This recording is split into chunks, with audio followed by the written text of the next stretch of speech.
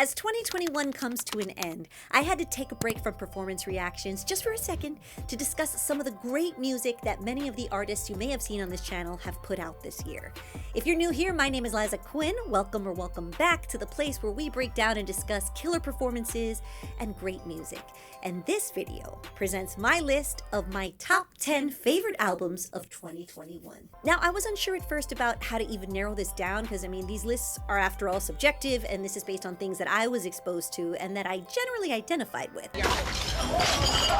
Many of these artists, they are mainstream, and I'm sure there are a bunch of brilliant works that I haven't had the pleasure of hearing yet, so feel free to share with me anything you feel I should have checked out that I may have missed. All right, let's get into it. Coming in at number 10 is one of my favorite artists right now. His name is Travis Thompson, and after a 2-year wait, 2021 brought his 4th album, Boulevard Boy. Now, many of you may be like, what? You might not have expected this kind of album to be on my list, but I am a huge hip-hop fan, and for me, this kid is the truth. If you haven't checked out his freestyles, please look him up. You will not be disappointed. And for me, what makes a great hip-hop album stand out, aside from the obvious attraction to an artist's tone and flow, is first, it has to have 0 skips. Okay, I need to be able to just press play, go for a long drive, and not feel compelled to skip any songs. And aside from bringing on major vibe and killer production, Travis really comes through on my number 1 prerequisite. I don't know why I can't say that.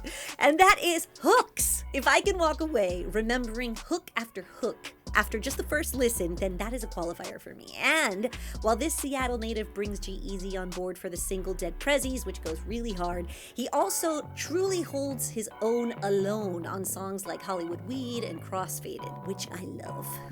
At number 9, I had to include something that represented para mi gente latina, and for me, that spot goes to 2020's Latin Grammy-winning Producer of the Year, who in 2021 released the album Live in Peru, and that is Tony Zucker. Now, full disclosure, Tony is a good friend of mine, and we have worked together in the past, but that wasn't what made me include this album on this list. This album includes some of the best arrangements of salsa versions of Michael Jackson songs from Tony's award-winning Michael Jackson tribute album, plus it also has some fantastic originals, and it's all brought to you by some of the best Latin musicians and singers in the industry. And some features include the brilliant John Rodriguez, Daniela Darko, Gianmarco, and the incredible Angel Lopez, who performs a stunning rendition of the Omar Alfano record that made him famous as the lead singer of the group Son by 4. Vida, devuélveme mis fantasías.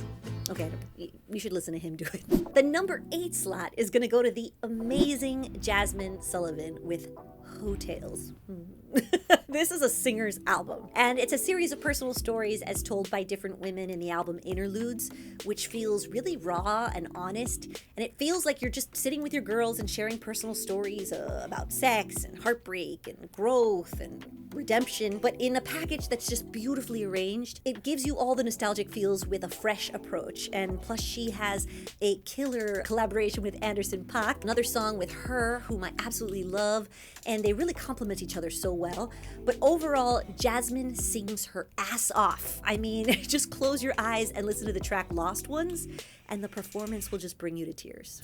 At number 7 is an album that I think is just as much about what it represents as it is about the creative body of work, and that for me is Red, Taylor's version. Now, I can't say personally that I'm a Swiftie, and that's only because I tend to listen to a bit more R&B, soul, and hip-hop personally, but I have a huge admiration for her and what she's accomplished. She understands the leverage that she has and is not afraid to say, hey, I want to own my own shit. And not only will I do that moving forward, but I will re-record and re-release a previous album, include extended versions and whatever the hell else I feel like doing, and I will make it a viral sensation again without you.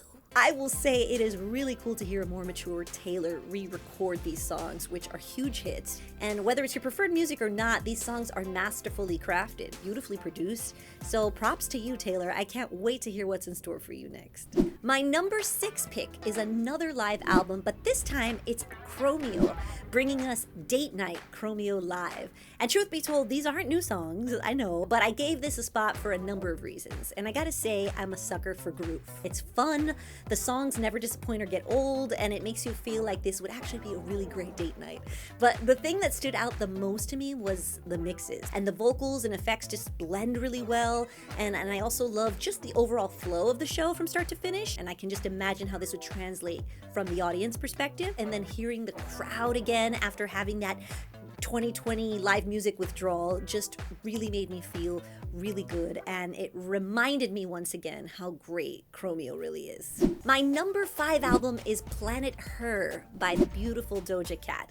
I mean, is there anything this woman can't do? She's just one of the most streamed artists of the year, and that's with good reason. Not only does this album deliver songs like Need to Know and Kiss Me More featuring SZA, which in my opinion are some of the best songs put out this year, but the album is consistently infectious, it's sexy, it's clever, it's well mixed, wonderfully produced, beautifully sung, skillfully rapped. On top of all of that, she offers such a wide variety of textures and colors and personalities. She continues to deserve every ounce of recognition that's coming her way, and just be recognized for the powerhouse that she is. And the bottom line is that from start to finish, this is a great album. At number 4 is the evergreen Adele with 30, an album from an artist whose return this year was much anticipated, and many others feel did not disappoint, myself included. Easy on Me came and immediately started breaking records again, making people cry, and it also spawned a series of cover challenges,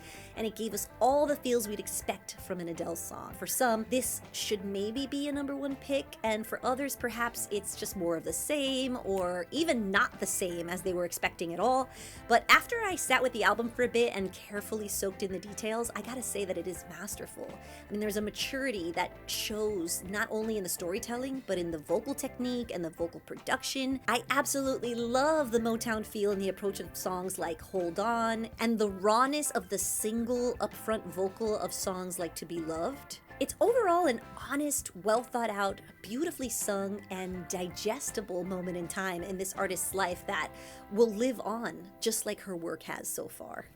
My number 3 pick goes to the ever-evolving but consistently great Billie Eilish. I was immediately drawn to Therefore I Am when it came out, for all the qualities, right, that I usually love about Phineas and Billie's writing production collabs.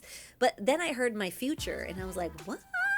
I mean, they've one-upped themselves again. Then the album goes and it rounds out with vibes like the song Billy Bossa Nova, which is also a great title, and the raw emotion of Your Power, for example, and the sparse but soulful vibe of Lost Cause, which I think is great. And of course, there's NDA, which is so dope. I mean, the combination of the production and that haunting hook melody, they just blow me away every time. At number 2 is the multifaceted Bo Burnham with Inside the Songs.